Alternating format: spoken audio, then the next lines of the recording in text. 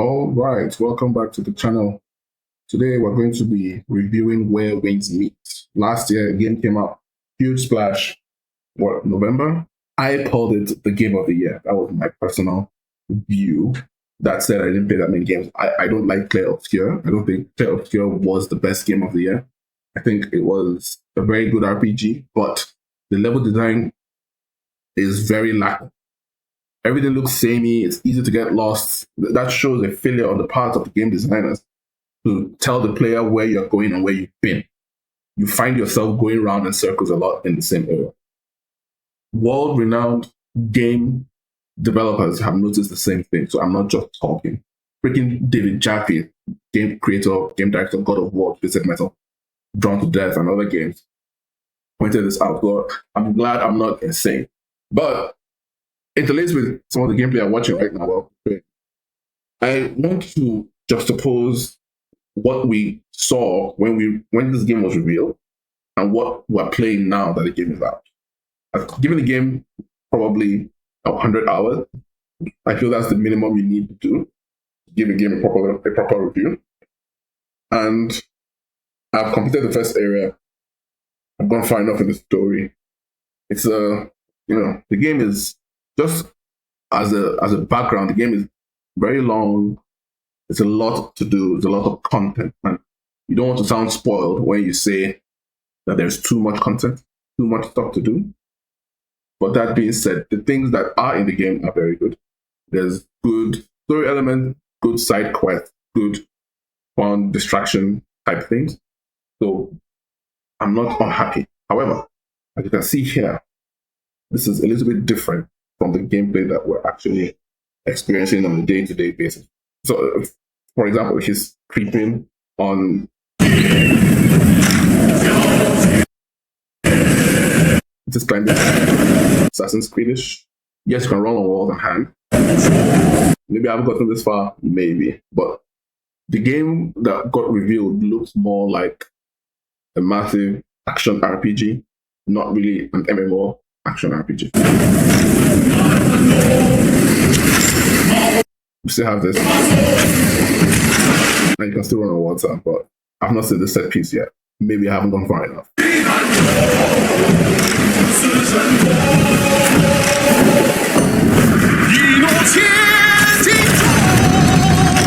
So you're going to contrast what we're seeing in the reveal trailer to the game that we have today. And it's just completely, well, not completely, but it's a lot to do, right? Here, he walks into the town. And then he bumps into some guy. And, bumping into someone at the time when this was revealed, it looked so revolutionary because many people had already forgotten that bumping into someone, brushing past people was Assassin's Creed 1, 2007, but it's fine. Anyway, you can see that the world is more single player than MMO. You can see that, like the detail, the sound, the rain, the mud. So he stops to help some, vagrant child.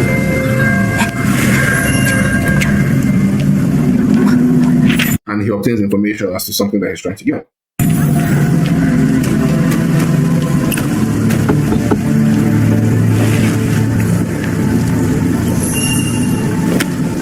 And then he bribes this guy for more information. So this looks like a basic mission to obtain some kind of information or object or a bounty on someone.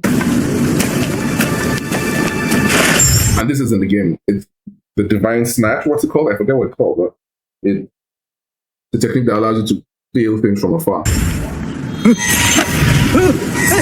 And he kept the sound as well. The sound of being discovered, that was kept. But I want to show, what I'm trying to show is what wasn't kept from this trailer. You can see the wall, you can see it looks more set piece like the mud, footsteps.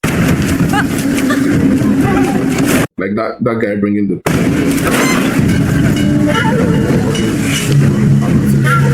in the game and played over 100 hours. So it oh yeah, Meridian Touch. You see the Meridian Touch.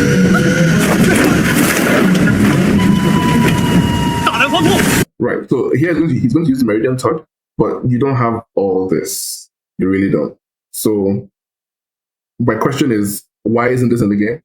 My answer to that question, actually my own question would be, they turned it more into an MMO rather than a single player game. So this build is a single player build. It was the original concept of the game, being a single player game.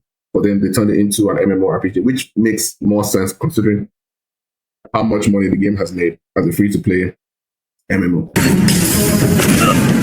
So it has the same effect. Meridian Touch kind of, paralyzed him.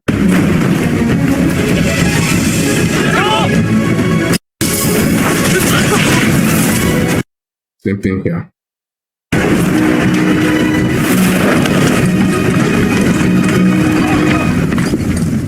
And then you see that, like, he uses the passing, chariot, I don't know, passing chariot to escape, which I find very strange.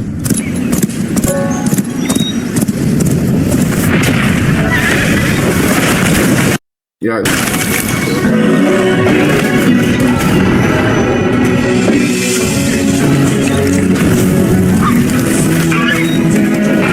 Yeah, crazy geese for sure. Crazy geese and game, Dragon's Breath, that's for sure. Yeah, healing people. Very nice mini game. I like it a lot.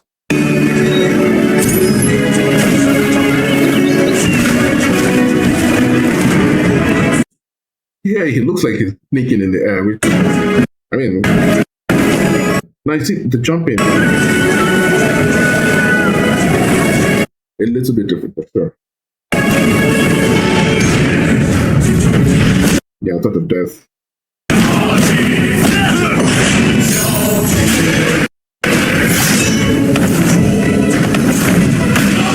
My main problem with this game has been that no matter how much you progress, you're level 60, grinding. Well, I don't like to use the word grind, but you're playing the game, you're completing side missions, you're, getting more impressive loot. It seems like when you fight a boss or you encounter enemies, it doesn't seem to have, you don't feel your level, you don't feel like a level 60, you don't feel like that powerful where you can just go in there and dominate your enemy. You don't need to, kill people in one hit, but at least you should feel your strength. And the game does find a way of making sure you don't feel as powerful as you should. And that's my big problem with it. Because after 100, maybe 50 hours, maybe 70, after all these hours, I don't feel, when I encounter a new boss by mistake, for example, I don't feel like I am the level that I am. I get to level 50, I do the breakthrough to get to level 55 or 60, and I fight the boss, and it's a problem for me. Why should that be? What has been the point of playing all these hours if the boss is still going to be a problem? So that's kind of like I'll call it the Souls-like influence that games are all queuing up on, which I don't like. It seems like the games they're intent on taking away power from the players. And I don't understand why that is. The point of games is for a player to, yes, you start out weak, but as the game progresses, as you do more and more things, you get stronger and stronger. And you should feel the effect of your strength. You should feel the reward for your hard work. But this game, every enemy scales up your level. So at level 60, if you're fighting a boss, you're level 65 or level 63. Why? I think I don't believe in rubber banding enemy levels, scaling levels to the enemies. Why should that be? If I'm strong, I'm strong. And it seems also like you just, as I said, you just don't feel your strength. And I don't understand why that would be considered enjoyable in a game.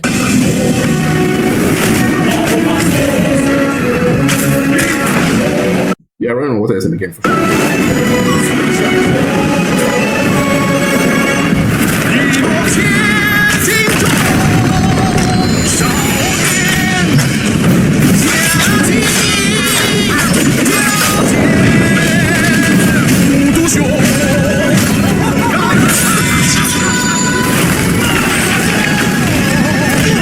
Now, this is from the literal intro of the game.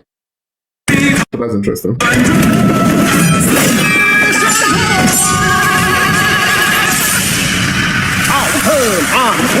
So maybe I should stop talking about what I haven't seen or what I saw here that is not in the game I played so far, because I'm not gone that far. Because most of the things I'm talking about are in the game. But just as a way of reviewing the game I've played so far, I like what I've played. As I said, I called it the best game of 2025. It's better than Clay of Pure for sure. For the fact that one is free, two is a lot, three very interesting, impressive world, lots of things to do, lots of options, lots of interactivity.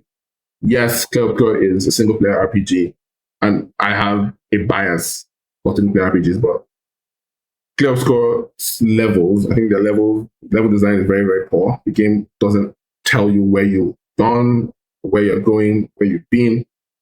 I don't like that because it increases the amount of time you spend playing. And that kind of layers back to where I'm coming from in terms of where wins meet. I find myself playing the game a lot, doing a lot, and because of the sheer amount of content, you feel like, oh, I have to get 100%, I have to do 100% of this region, I have to get something. And is that really worth the time and the effort? Do you really feel that much stronger when you encounter a boss by mistake or something like this? So it's a little bit weird, isn't it? It's a little bit weird because as is the bad, the game developers try to disempower you.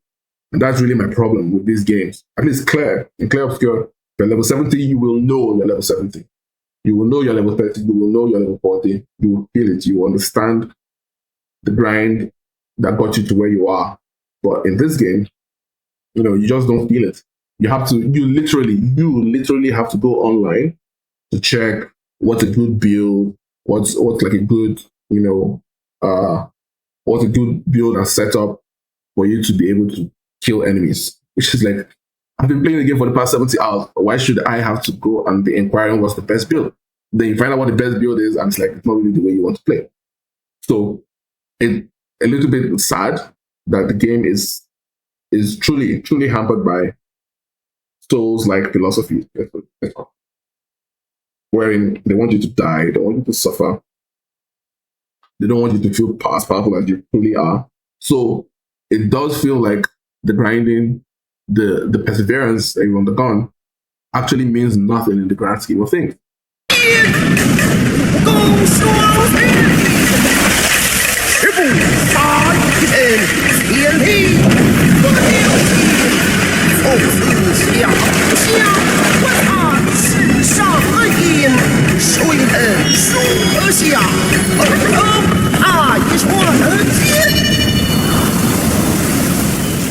So I'm happy. I'm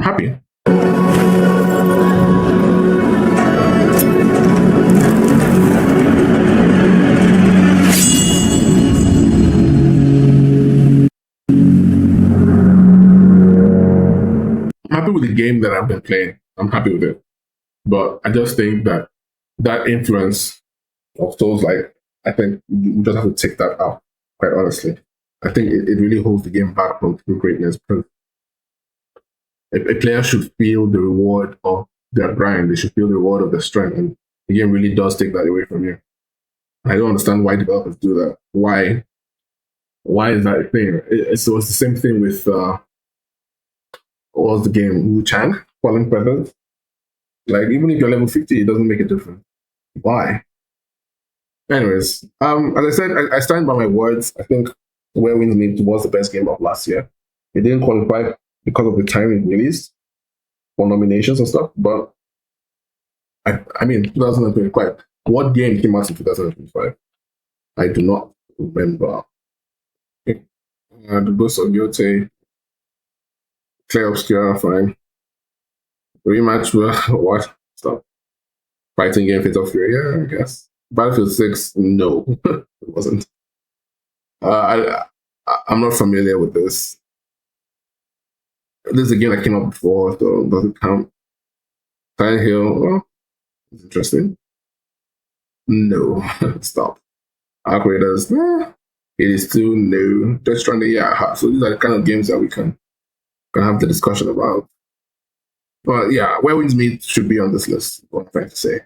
The game did not get the worldwide recognition that it deserves. For a game which charges you nothing and gives you so much, I think that has to be that has to be acknowledged because it's a game that gives you a full-fledged single-player RPG experience, lots of content, and then it doesn't charge you any money upfront. And then you can play multiplayer, and then you don't need to pay for PlayStation Plus to play. Come on, I think a game like that deserves some recognition. As I said, having a lot of content can be a bit of a double-edged sword because if you have that much content, then it may become repetitive or it may just be mundane filler content. But you also have compelling content in there if you sit down to pay attention, if you're not tired or exhausted from doing all the other stuff. But I mean, you can find quality content in the game, and the quality content is in the game. What the game does give you is quality.